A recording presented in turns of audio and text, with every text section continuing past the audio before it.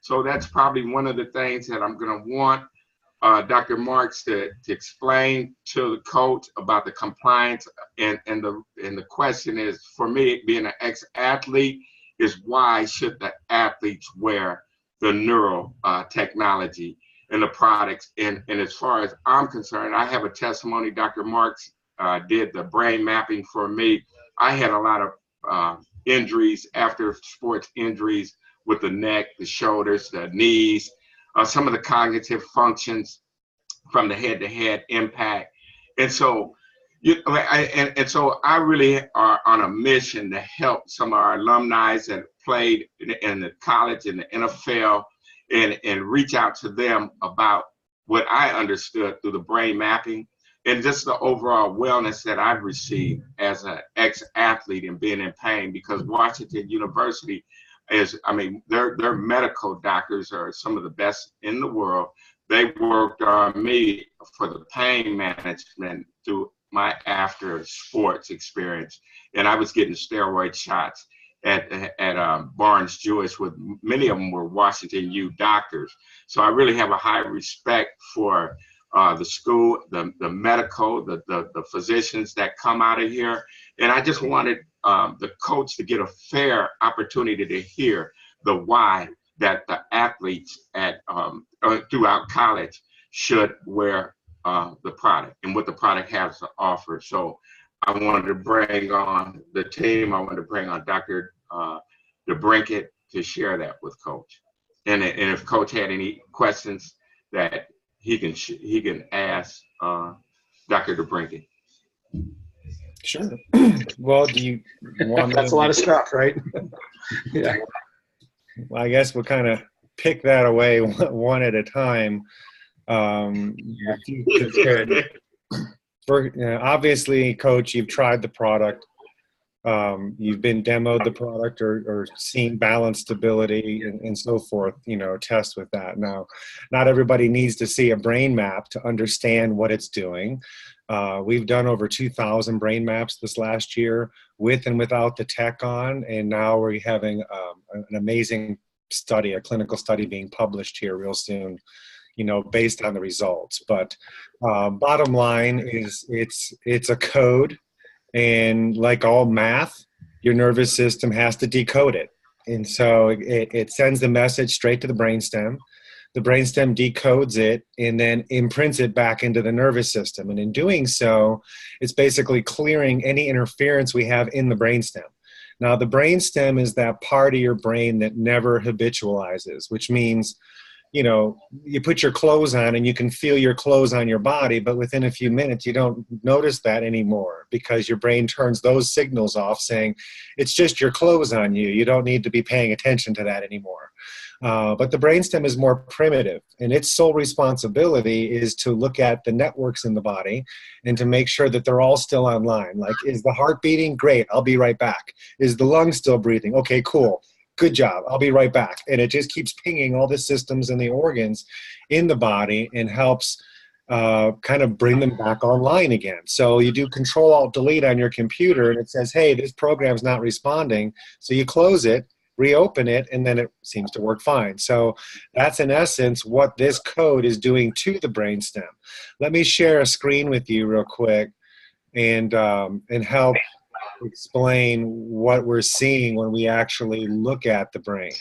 So what we can see is a brain in 12,500 voxels. So we can see all three dimensions, and I specialize in my practice with concussion and brain and spinal trauma. I used to be completely disabled myself, and through all the things that we do for the patients and the athletes, I was able to regrow the tissue in my own body and in my own brain and so forth. So bottom right corner, we're seeing the cortex. And this is somebody that's had 2 head injuries. And so we can see where the impact is. And what you're not seeing here is on the opposite side, it's going to be more blue. But by just putting the tech on somebody, all that red and yellow from the 5 deviations above normal calmed right down. Then when we peel away that gray matter and we're looking into the white matter, these purple dots make the nodes of the pain network. And so before the tech is on, the yellow and red lines means that it's being bombarded with too much information, making poor decisions, making, errors on the field and so forth, because there's just too much information coming in. When we put the tech on, we can see on the right that network rebooted, and you can see all of the green lines means that they are operating within homeostasis. And homeostasis means that it's communicating perfectly to each node and has reserve, for the extreme ends of expression of the nervous system. So we've been able to document and show how, especially for the athletes, we're looking at the occipital lobe, which would be in the back, and that's where they're going to control the vision, what they're seeing, pattern recognition, memory, recall, all of that. So when we're seeing things that are operating in the blue zones, that's lagging. It's taking too much time to get information from here to here. Then we see that we put the tech on the person, and literally within 7 seconds, that whole occipital region goes green, right in front of our eyes. So the tech is allowing your brainstem to stay optimized so that the networks and the systems in the body, especially the ones that are most dysregulated. So what we're seeing is brainstem on 100% of the people, but past the brainstem, it's whatever's going on with that person that's the worst is where we're seeing the most change, and where we're able to document that most change. Let me just kind of stop that share there. So, the frontal part of the cortex, that was the other region. You'd see it be all red or blue. We put the tech on, it turns green. So just between the front and the back, that allows the athletes to be able to have better vision, pattern recognition, memory recall, speed, accuracy, stamina, decision-making, and just knowing that the right decision is the right decision, especially agility and flexibility and posture. All of that changes within seconds. Now, we've been very fortunate to go out to the University of Southern California, and I mapped some of their quarterbacks and some of their other athletes, and they were so impressed with the seeing what the tech is doing for them. They've actually opened that up to all 650 athletes across the board for any athletic department in the college, and gave us amazing video to support us. And they came to us asking for it. It wasn't like we, asked them to give us some good PR. They heard about it through somebody that referred them to us. And somebody had tried it on one of the athletes, loved the results, and so they contacted us and brought us in to do mapping and all of that. We did the same thing with the LA Kings, and once I did, Luke Robitaille is the president of the organization, and he saw the mapping with and without the tech. He had no idea, and here he had foot pain for over 10 years since he ended his career. Every step he takes, his big toe would hurt, and he has the access to the best doctors in the world. Everybody, nobody could help him. He puts our socks on, the pain goes away. He ends up going on a trip to Machu Picchu or some country where they did a 225-mile hike in 12 days, and his foot never bothered him. He never took the socks off. So he thought it was the way the sock was grabbing his foot. He didn't realize it was neurotech that was fixing the brain to change the foot. And once I came in and mapped him and showed him that, he was so blown away. He's like, we have to do this on all the players. And they need to see what I just saw, because then they'll wear the socks and they'll wear the tech off the ice all day long because it's optimizing their brain. So why would they ever want to take that off? And I'm like, I get it. I haven't taken mine off in close to 2 years now for the same reason. I see what my brain looks like with the tech on. I see what happens as soon as I take it off. Now, another interesting fact about all of that is I've had the opportunity to map several very influential doctors this last year across the country. And then I would go back and visit them every 3 months and map them again. And the initial changes that the socks are making, or the patch, or whatever part of the tech they're wearing, actually holds after about a month, and then stays green, and then their brain starts working on the next best area. And so we've been able to see progression of improvement on a slow drip scale throughout the whole year compared to what we do with all our very high expensive equipment with the patients in a very short period of time where they pay a lot of money to get trained and grow this tissue. Our tech can actually do it on a slow basis throughout the whole year and just continuously. So what we've seen, no matter what type of athlete, whether it's professional baseball, football, or hockey, these athletes all know their metrics. Like your students and your players, they know how much weight they can push. They know how fast they can run, what they're doing their quarter mile in, or whatever their metrics are. They know what their best is. They'll put this tech on and they'll break their own records the very first day. And they'll be able to continue to break their records, continue to maintain their optimal performance. And so as much as we love working with all of the people with severe neurological disorders, because honestly, the more messed up you are, the faster we're going to see changes, and the more dramatic changes we see with our tech. The athletes is the other side of the spectrum that we just absolutely love, because we can see things in their own victories, in their own breaking their own records, and that's just so amazing. And so a lot of these teams are just really wanting to spread it through the whole league to make it a fair playing field, because some of them are getting an advantage, and it's been approved through the professional teams as not being doping or anything from the outside, because we're not technically giving you anything from the outside in. We're helping you reorganizing the inside. And so when your own brain is optimized more efficiently, the output is remarkable, and that's what you're just going to start to see, with your own team, putting them through all their drills and skills and all the things that they're doing. They're going to notice it. You're going to notice it. And there's just going to be better communication from the brain to the body, which means better agility, better strength, better focus. Every aspect of the sport is improved. And so, for something as cheap as, under $50 for a piece of tech that's going to give us our optimal performance, it really is a no-brainer. And I love the fact that Jay has kept that price point down. He's been offered hundreds of millions of dollars to give it up to Nike or to Adidas or to the medical world for insurance to be able to cover it. And, bottom line, all of those companies would jack it up to over $90 to $150 a pair. And then it's only for the elite, and it's not to help change the world and actually change healthcare as we know it, because there's a lot of issues about our healthcare system that's broken. And this is an amazing solution that's very affordable and portable for everybody to equally benefit. So, I'll stop talking and let you actually ask the next question. That's good. Well, yeah, optimize your time. Otherwise, I just keep rambling. No, that's good, and I appreciate this. So, Gary gives me the socks. Now I wore them. I can't tell you that I wore them 24 hours a day. I mean, I did take them off, and we were told to hand wash them right and everything. And I didn't see any. I mean, I didn't feel any different. I didn't see any difference in it.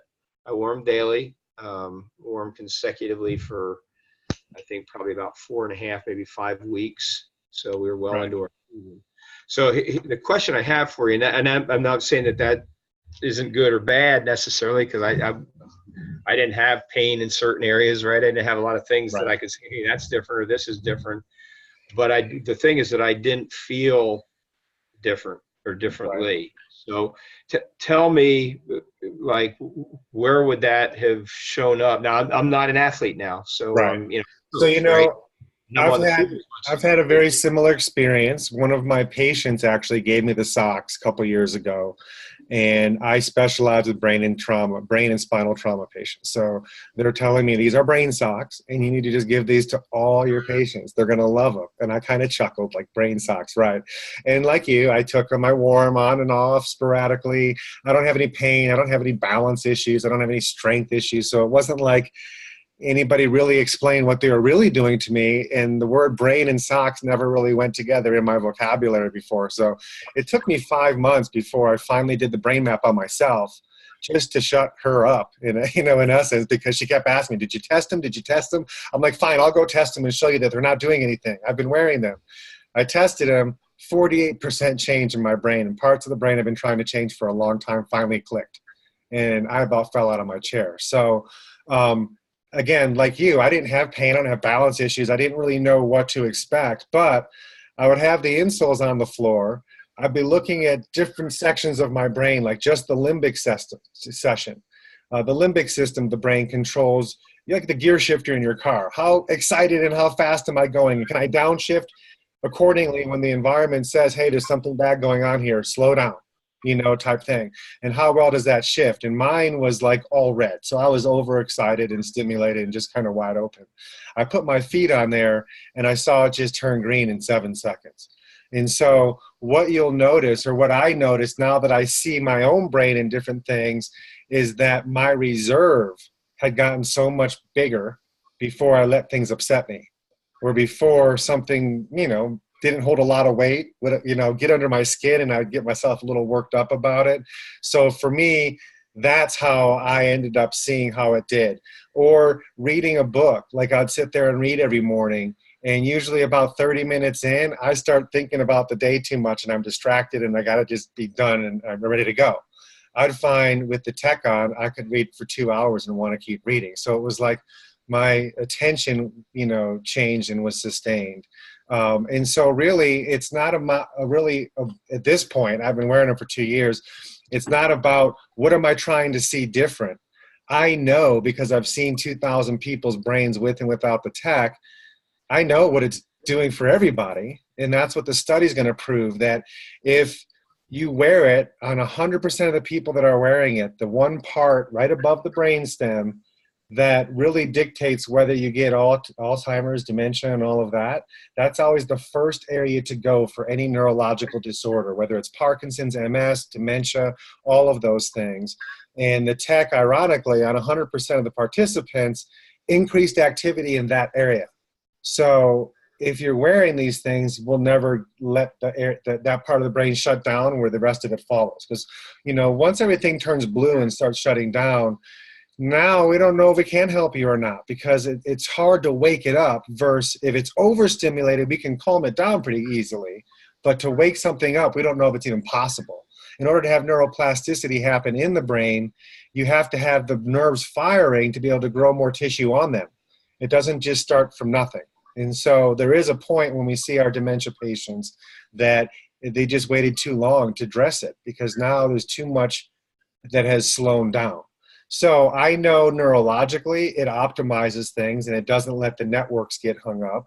If I brain map myself every single month, I would see different, you have over 100 networks, from executive functioning, default mode network, attention network, balance network, mirror neurons. How well can I see a play happening and then just go do it because I felt like I already lived the play? Okay, that's another network in the brain. Every month, if I check myself, a different network would be the most misaligned. And so we would train on that. So, your brain is dynamic. It's not just, we fixed it and it's done. It's always changing. There's 60,000 neural synapses happening every 100th of a second in 12,000 little cubes that are 5 millimeters big. And so it's dynamic. And so when we optimize it, that keeps us at our best. Go ahead. No. I'm sorry for saying that. When you did your research, did you do it on like a variety of ages of people, so that you had like young through? From 12 to 92. Oh, I'm not that old. So we have every age bracket, and we're seeing the exact same change in our 80-year-olds that we are seeing in our teenagers. So age isn't a discriminant amongst it.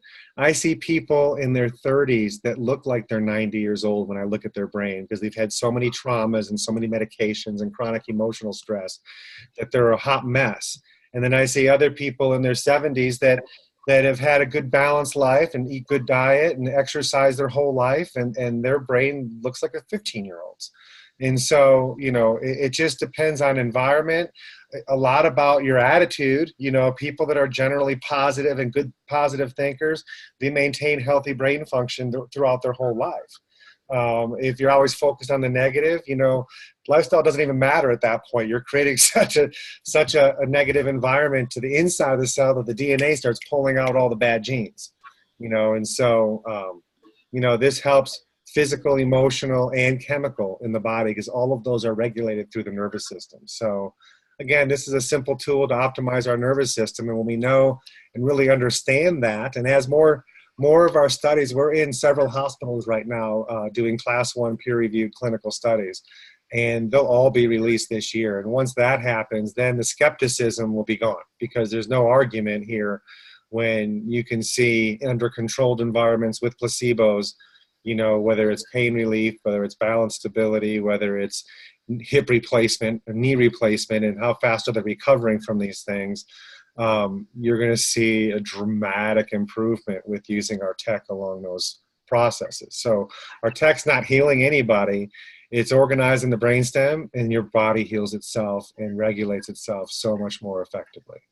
You know, that's the bottom line. And for something that's money back guarantee for 30 days, and it's only a $30 product. It's not really like we have to convince people. People ask me all the time, well, how does this work? How can I watch movies, you know, in my backyard when I'm not hooked up to anything? And I say, well, it's just a bunch of satellites sending ones and zeros down in a certain order that align itself inside of this, and I can watch movies. You know, I don't really have to know the algorithms and exactly how it works, but I just accept the fact that everybody has a cell phone and we all have major benefits from carrying this with us all the time. It'll be the same thing in a few more years where everybody will know about this tech and they'll just not leave home without it. You know, I got important meetings today. I got to make sure my brain's dialed in. Where's my special socks? You know, if they're not wearing them every day, they'll wear them during the times it's most important. You know, a lot of the players, you know, and I'm sure it's helpful because they've seen their own maps, but they'll wear them off the ice. I mean, they got the no-shows for as soon as they get off the ice, and then they're doing the knee highs when they're on the ice. And then they're sleeping with patches if they don't like sleeping with socks, because they just want to make sure they stay optimized to the best of their ability, because every day is, you know, payday, you know, and if you're not playing, you're not getting paid. And it's just not a good thing. I can reiterate, I mean, it resonated with me with what you said, that, you know, you wore them for a period of time and didn't really notice anything, you know, dramatically different. You know, I encourage people to chart things, because some things you do, all of a sudden you don't realize. You don't have had people as simple as saying, hey, when I bend down to pick up laundry off the floor, I don't even have to hold onto the door anymore. Yeah. Something simple as that. But for me, I have a fishing and hunting lodge in northern Quebec, and you know, when I got to about the age of 53, I thought, I was saying to my wife that, geez, I got to start working out more or harder or something, because I feel weak and I feel a little off balance. And when I'm lifting 15 horse outboard motors around and you know, doing things like that, I felt I was really losing my edge. And you know, I'm an ex-hockey player, and I kind of, you know, I'm competitive. I don't like getting old. I don't like, you know, getting to the point where I'm not as competitive with my son in golf or with friends in squash or anything else. So I started wearing it, and where I noticed it really the first time is that how much more, I don't know whether, you know, I think my strength was improved, but I think it was the way I was interacting with my own body. In fact, how I was lifting things, that I wasn't working in balance when I lifted things. So when I wore the technology around the dock and stuff and lifted motors off and brought them from the motor shed to the boat or whatever, I felt I was like back in my, you know, 30s again, lifting this. And if I would go down, not even think about it cognitively, and go down and try and move something, there's a couple times I just about went in the drink. And I'm like, what the hell? And then oh, geez, I don't have my tech on. So I ended up double side taping everything into my flip-flops, because we had just come out with the thin insole, and I didn't go down and do any work at all anymore. So for me, I didn't have any aches and pains, and I felt pretty blessed that, you know, at my age, I didn't have aches and pains, because there were so many of my friends and so many guys that I with, you know, and for me, the only thing that, you know, was bothering me is the fact that my nose is crooked, because I didn't say no to too many fights when it came to hockey, but didn't win too many. But anyways, the bottom line is, for me, my, as Dr. Mark said, I don't get near as upset at stuff anymore. You know, I used to have a pretty short fuse, and, you know, I used to get mad in traffic. I used to, if somebody cut me off, I was ready to, shoot their tires out.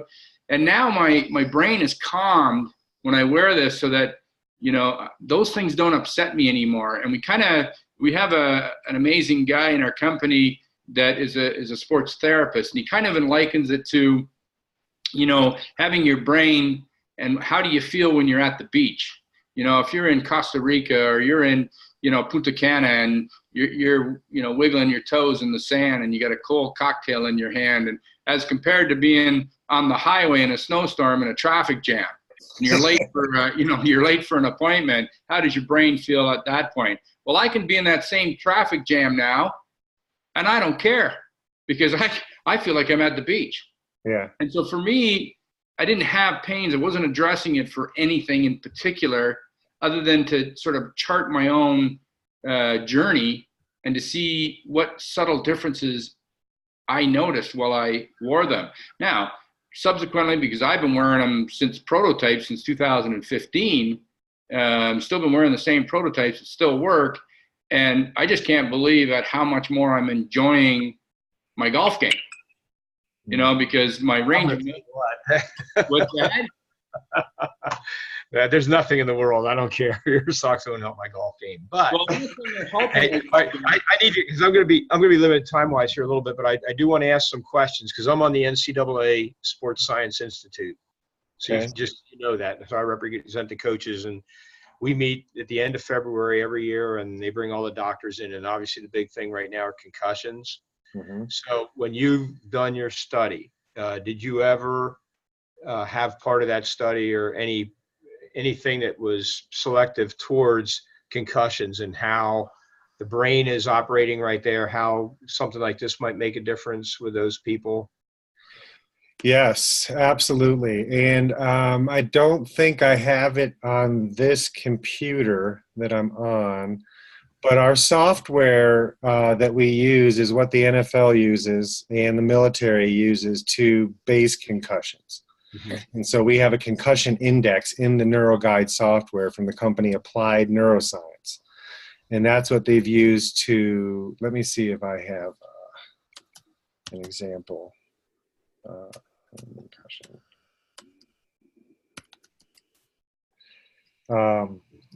I can send you an example of the concussion index report. It's not in this computer. Oh, wait, here it is. Yeah, okay, so let me share my screen here. Hold on.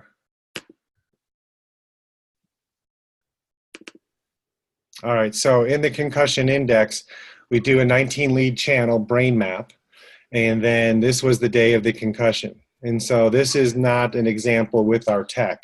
This is an example with doing neurofeedback training. And it outlines the top 10 networks that are affected by concussion, and you want your little circle to stay in the gray. If you're in the gray, you return to play. Okay, anything outside of here, you're not playing. So initially, memory, executive functioning, default mode network were out of sync. After so many treatments, the red session, he's in the gray, and then all of these are in the gray. And then we can see the history of between treatments, and then it goes through and shows every map we do, and then before, after, for the overall anxiety network, attention dorsal, attention ventral, default mode network, your mood network, executive functioning network, memory, language, and all of that. So we use this program with the maps that we do to import the data, and then it shows us progress. Now, we have had patients that were in the yellow. We put the socks on, and immediately they were in the gray. So just the 30% better neurology was able to balance things that weren't an injury that needed to grow new tissue to heal. It just needed to be reorganized. And so that's part of it, is reorganization and then direct change. Direct change is new tissue growth. Reorganization is taking some energy from here and giving it over here to help balance the activity in our brain. So this is a very helpful tool to be able to assess how bad was the injury. And, I've done this on a lot of athletes, and I've seen them get their bell rung really good, and boxers even. and it wasn't even a concussion. So that was surprising on how, much of an injury it takes to actually be a concussion. So a lot of times people can even get knocked out and not create a whole lot of damage. They just got hit in the right spot. So it's just very helpful to see how much damage is taking place, and then which networks are we most concerned about. And then we can isolate training into those areas. But also our tech will just double the results or get the results done in half the time, no matter what objective or diagnostic testings that they're doing. So whatever therapy they're doing, they're going to get better results with our tech on, and that's an average of 34 to 36%.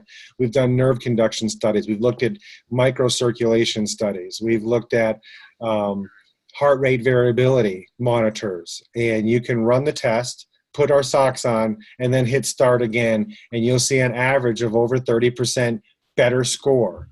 Sleep apnea for people that have to have all these machines, it gives them a score in the morning of how well they were breathing or not. First time using our tech, they're going to see about a 30% improvement in their vital signs. And so, again, it's pretty amazing on how the brainstem regulates and controls all of that. And when we can help brainstem function better, it just seems that we're getting, incredible results very, very quickly.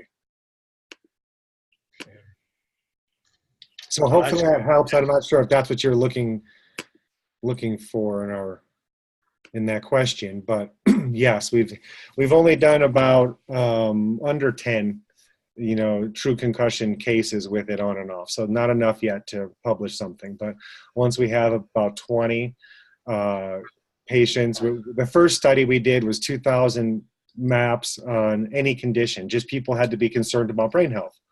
And then we're doing chronic pain, we're doing insomnia, we're doing MS, dementia, Parkinson's, Lou Gehrig's, traumatic brain injury, concussion.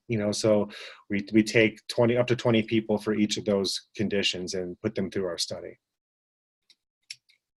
That's good, and that's kind of beyond what we're talking about here with our athletes. But yeah. I represent the coaches around the country, so there's 3 coaches.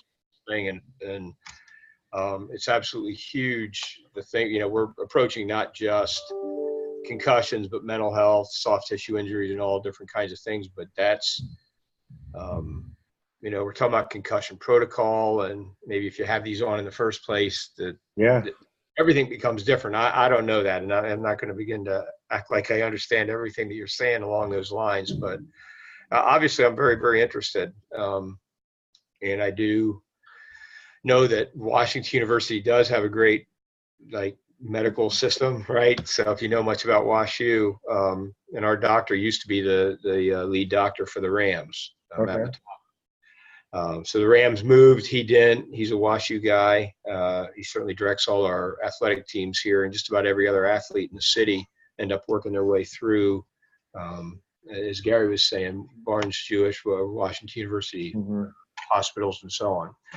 So my next question, I guess, would be, and this has to be the last one. I have a meeting that I'll get a concussion from my boss, but in dealing with our players, okay, so this is something I'm interested in, to be able to say, okay, you've worked with USC and with their athletes and so on. How would you go about an evaluation? Obviously, I don't have the evaluative tools that you do to be able to say how are things going, other than just pure storytelling. Having the kids say, "This is how I feel. This is what I do." What would there be some way of measuring this to be able to say, let's go with this more on a mass scale? Is that a fair question? Sure, and there's several answers to that. There's other testings that we have equipment that right now 2 different universities are using our equipment to do a study on balance stability with their athletes, and they put sensors on their body so they can, watch their gait and, on different parts of their body. So it's tracking all the metrics of posture, stability, and balance, and pre-injury, and all of that stuff. There's other schools that use the heart rate variability monitor. That's an inexpensive thing. It takes 2 minutes. We're seeing improvement on that. I could always come out to the university, for a day and map whatever athletic directors, yourself, maybe a handful of the players that maybe have had an injury in the past, or your star player, you want to see how well his brain's functioning. And then we put the tech on and we do a post map and show you exactly apples for apples what changes.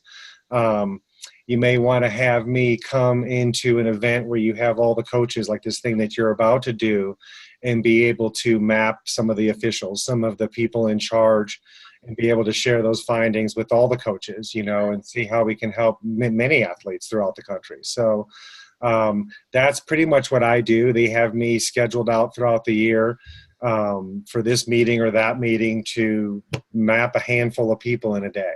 It takes about 30 minutes per person to be able to do the map and then be able to show you results, 30 to 40 minutes. And so typically they'll grab 4 or 5 people and we'll spend the afternoon mapping all of them. So, again, until the clinical studies come out and they're published, that this is kind of the route people like to go. They want to have something objective that's not just the player saying, I think I feel good. They want to see, hey, look at the balance and stability part of the brain, and then now look at how it's all here. Go put them to whatever test you want to put them to objectively, and you'll see the strength and improvement. And, you can just have the athletes run a quarter mile or run the 100-yard dash and put our tech on and do it again, and you're going to be blown away that they're going to shave seconds off of that. And they're going to be blown away, like, how did that happen? It's like they have wind underneath their feet. And so, I guess there's different stages to implement, and that's not really my department. You have Ron Hoover that works for the medical side and works for corporate as well too, and he's an ex-athlete. He was an NHL player for the Bruins. And him and a couple other people at corporate there would lay out, hey, this is what it would look like. This is what we'd recommend most players start with. This is what it would cost the school. We give you, a discount, but they still have to pay for it. We don't supply, free product for all these teams. They're all buying their product. So, we have different ways of going about that, depending on some teams just bought it for all the players without even having me come out and do it, just because they saw the LA Kings video and they're like, oh, we need this. And so they just bought them. So it's just a matter of where's everybody at? Are you willing to just try them and put them into practice and let them, experiment with them? Or are you needing more science first and have to come see the actual brain maps, or, have us fly out there and however. So that'll be for a later discussion. So I'm sorry. Yeah. Yeah. To tie our doctors into it, I mean, they would want to see the research. They would want to be able to see the clinical research that you've done. And I've talked to them about it because I'm very intrigued with the whole thing. And sure. Like, show me the research. And it's like, well, I can't do that, but I can tell you, but I can't. We have the research paper that's being right published. We have the thing that is being published, and I would just have to sign a non-disclosure if I send it to them before it's published, because we're not supposed to leak it. But if they really need to see the study, well, we can send it to them. They just have to sign something saying they're not going to share it with anybody. Yeah. Well, I mean, that's over my head right now, right? I mean, I'm a coach, but in the same light, I have some awareness of all of that. And part of me, again, being part of the NCAA Sports Science Institute, I know that football and sports like football, where there's so many collisions right now and concussions and not just that, but the soft tissue injuries, and they're growing immensely over the years. And, basically we're fed the information, the data from all these doctors that's what they do. And we have SEC conference commissioner and other commissioners, athletic directors. So it's a huge group. But the interchange isn't as much in terms of knowledge coming from both sides. They look at us as practitioners. Right. So they want to know what we really do, what we're trying to do to help out. And then they take those and then they do research on that. And then they come back and say that worked, that didn't work. 2 practices a day. Well, we had more concussions when we went to 1 practice a day and not 2, and for a lot of reasons. So you go 2 practices a day, that second practice isn't usually as physical, right? Coaches moderate. all of a sudden they're going one practice a day and they extend the time. They find that there's more injuries, more concussions. Didn't take that into account. They just assumed that every practice had the same intensity. So they need information from us. Right. We need information from them. Something like this, I mean, we're right in the midst of talking about things like that. I'd say that's very apropos for what we're talking about. But they're all going to want to see evidence. So I don't know that's at your level, right? That's not at my level. Just want to know. Yeah, give me a thumbs up. We've had some independent studies done through Callaway Golf Lab where they did golfers with and without our tech and showed, distance and accuracy and all of that. We have a 1,000-person diabetic neuropathy study, which within just 20 minutes, 76% had pain level major decrease from above. I was going to ask you about neuropathy. I was going to say, this sounds like something great for neuropathy. Oh yeah. After 3 days of having the socks on, 90% had no pain in their feet anymore, which was amazing. And right now we're doing an in-depth study on chemo-induced neuropathy, as a solution to prevent that, and pain and insomnia and so forth. So pretty exciting stuff. All right. Well, what I'd like to be able to do is I want to kind of open a portal here for, it doesn't necessarily have to be this conversation. I know your time is valuable, but ways of being able to get information from you that I could have our people really look through it and pour over it and I'd like to be able to talk, because some of these doctors, we sit right next to them when we go through this institute. Right. To be able to say, you heard about the technology and kind of get a sense of what they know and what they've been, exposed to. That's the word. But I think this is pretty cool stuff.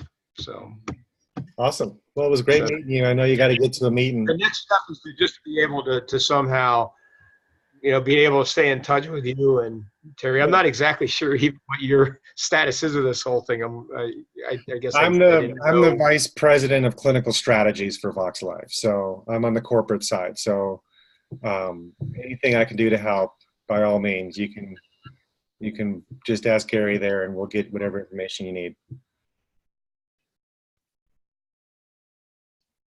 Yes. Terry, can we hear you, Terry? My connection, Larry, is I've been friends with Jay since 2008 and came into the company being asked to come on the corporate side, and I chose to stay on the associate side.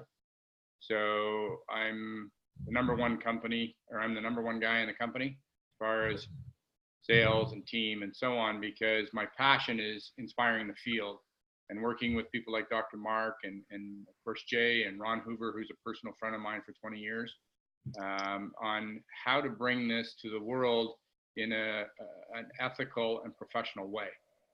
And that's a key component for me. And so that's my part in it. Gary's, an integral part of the team, and he reached out to me to see if I could facilitate this meeting with Dr. Mark. So that's my part in it. And I'm learning a ton here as well. So understand. No, this is good. This is good. Well, I don't want it to end here. Unfortunately, I'm heading to a meeting at 9:30 our time, or your time, 11:30. So anyway, I got to fly here, but maybe what I could do, just making a suggestion, is I could forward, if Gary could send me your email address and so on, then I can forward you Dr. Marks or have his secretary forward you contact information in case there's something that you need to do. You take me out of it and take, Gary out of it for the time being, so that we're not having an email thread all over the place, if that's okay with you, Dr. Mark. And yeah, that's fine. Yeah. And then if there's something you need, you can go direct or whatever does that sound fair with you, Gary? Yeah, that's fine.